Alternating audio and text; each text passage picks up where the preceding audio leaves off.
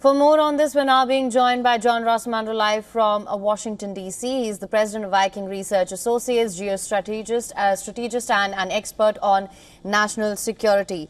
Thank you so much for joining us on WION The World this one. Thank you for having me. Now, Mr. Rossamando, I want to begin by asking you what your assessment of the current situation in West Asia is. Well, I think that we're in for a long haul here. I mean, I think that Israel and Iran have been planning for this war for decades now.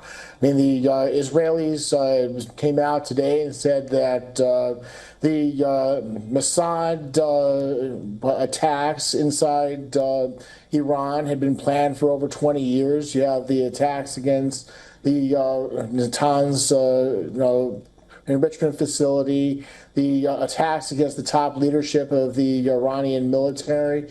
So, I mean, this is going to be going. I mean, we're seeing something now that reminds me a little bit of the War of the Cities between Iraq and Iran in the 1980s, with the Israelis attacking Tehran and the Iranians attacking Tel Aviv. Right. I want to also understand what your perspective on Israel's preemptive defense is.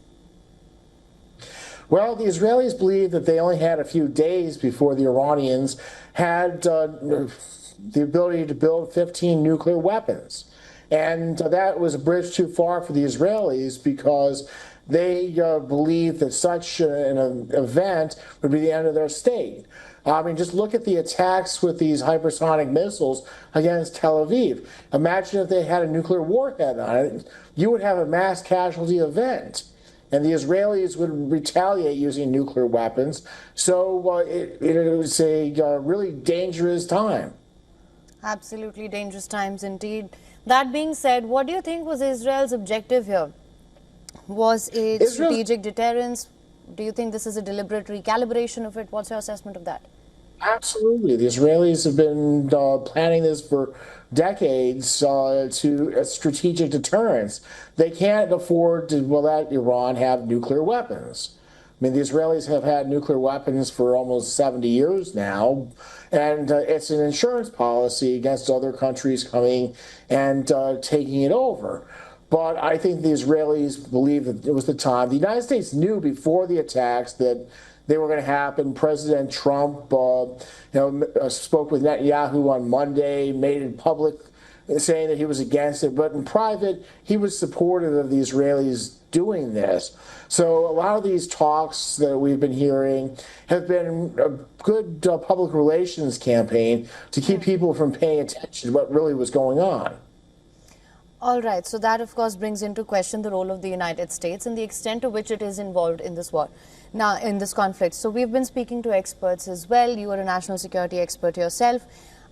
Some are of the view that Donald Trump has fallen into Benjamin Netanyahu's trap. Some say that the United States will defend and will distance itself and will only get involved if its regional bases are under threat. That is the only time it will get directly involved. I want to understand from you what your perspective on the United States' role in this is, and to what extent do you think United States is involved in this? Well, I think the United States is involved in as much as it will provide logistical support to Israel. And if, in fact, Tehran decides to lash out and attack American bases, which would be a really bad idea, or close off the Strait of Hormuz, then the United States would probably get involved. I think that this is just right now going to be Israel versus Iran, and the United States is going to sit on the sidelines. All right.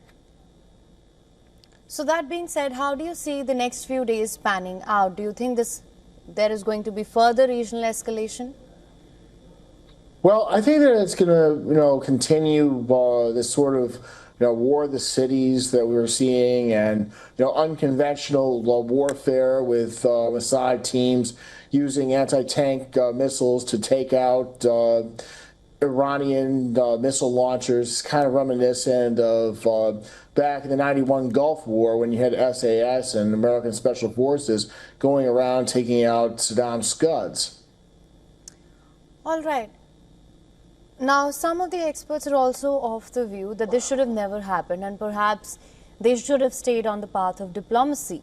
We know that Iran and the United States had been engaged in nuclear talks. They had reached an impasse there. There was no breakthrough.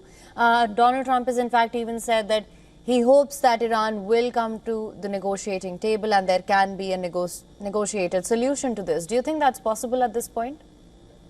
Well, the Iranians have never had an interest in any sort of giving up their program. I was in an Arab capital meeting with high-level people in one of the royal courts over there who had talked with the Iranians, and they were saying the Iranians would not give up their nuclear enrichment program, and they had been told so by Iranian diplomats. At that point, with President Trump's red line is zero enrichment, there was no way of reaching an agreement. I mean, President Trump started this back in April, and his 60-day window expired yesterday. So there's no further way for diplomacy because the Iranians really have no interest in diplomacy.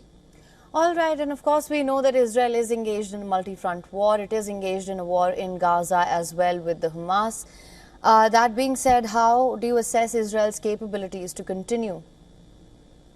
Well, Israel is a very robust nation, has a lot of capabilities. I mean, we saw, one of the most brilliant unconventional warfare schemes yesterday. The Israelis built a drone base inside Iran.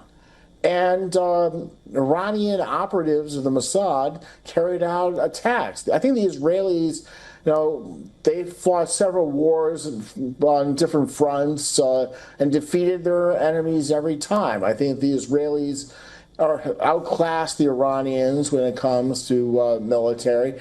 Plus, also, the Iranians have their own problems when it comes to lack of support for their regime. It's very unpopular, and really all the United States should do is give the Iranian opposition the ability to communicate, just like President Reagan did with the Solidarity Movement 40 years ago. All right, and looking ahead, what do you think could be possible paths for de-escalation? Well, the only path for de-escalation is the end of the regime in Tehran, because they're not going to stop. I mean, the Iranians will not stop until they've destroyed Israel. Now it's off the races. The gloves are off. And really the only way to end this is if the Iranian people take matters into their own hands. All right, Mr. Osmondo, thank you so much for joining us on WION World as One with your insights on this. Thank you. For latest news, download the WION app and subscribe to our YouTube channel.